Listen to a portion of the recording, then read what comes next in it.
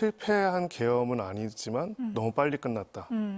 너무 빨리 끝났다라고 그러면 원래보다 좀 빨리 끝났다라는 것이죠. 예. 그럼 그가 생각하는 실패는 무엇이고 그가 생각하는 빨리 끝났다는 건 무엇이고 그가 생각하는 빨리 안 끝나고 적정한 시점에 끝났다면 무슨 일이 벌어질 것인지 도저히 저는 이해할 수가 없고요.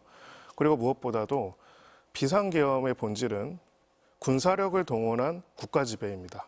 국민들의 기본권을 중단시키고 헌정 질서를 일시적으로 상당히 제한한 상태에서 군사 통치를 하겠다는 것인데 그 부분이 어떻게 호소가 될 수가 있습니까? 예.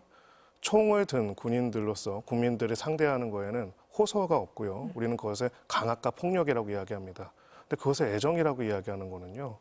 혹은 그것을 호소라고 이야기하는 거는요.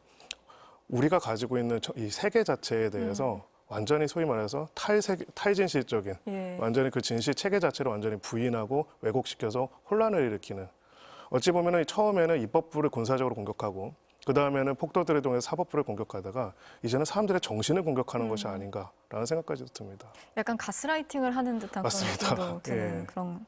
지금 이 비상계엄으로 인해서 우리 전체 국민들이 얻은 경제적인 피해는 저는 추산하기도 어렵다고 생각하거든요.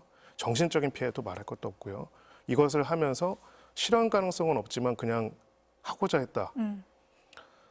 정말 이제 영어 표현이지만 아스트랄하다라는 생각이 드고요. 예. 그런 부분에 있어서는 만약에 대통령직으로 복귀한다면은 다시 한번 대통령한테 부여된 권한이라는 것들을 얼마나 가볍고 얼마나 경솔하고 얼마나 무책임하게 할 것인지를 보여주는 장면이 아닐까 이렇게 생각합니다. 정장 차림으로 재판정에 들어선 윤석열 대통령. 헌법재판관들이 윤 대통령에게 먼저 진술 기회를 줬습니다. 지난 15일 공수처에 체포된 뒤 나온 첫 육성 발언입니다.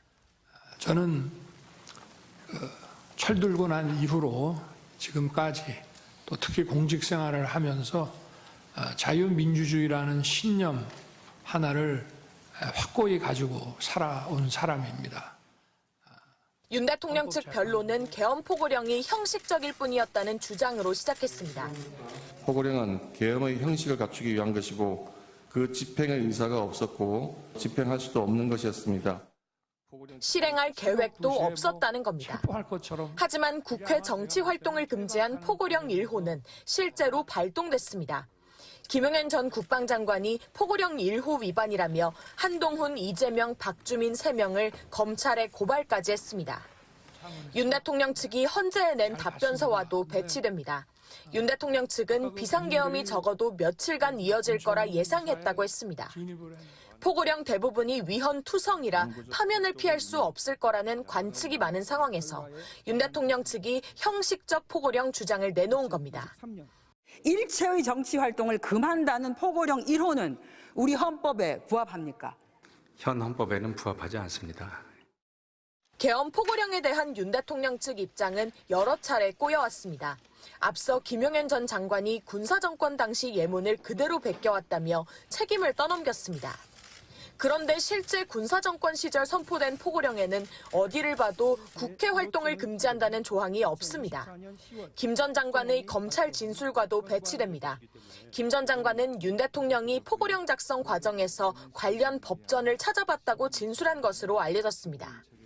포고령을 검토한 최종 승인권자가 윤 대통령이라는 겁니다. 검찰은 최근 김 전 장관이 포고령 1호 작성 과정이 담긴 노트북과 자신의 휴대폰을 부수라고 측근에게 지시했다는 진술도 확보한 것으로 전해졌습니다. 증거인멸이 의심되는 정황입니다. 김 전 장관의 파쇄 지시가 형식적인 포고령일 뿐이라는 윤 대통령 측 주장을 정면 반박하는 셈입니다. MBC 뉴스 구나연입니다.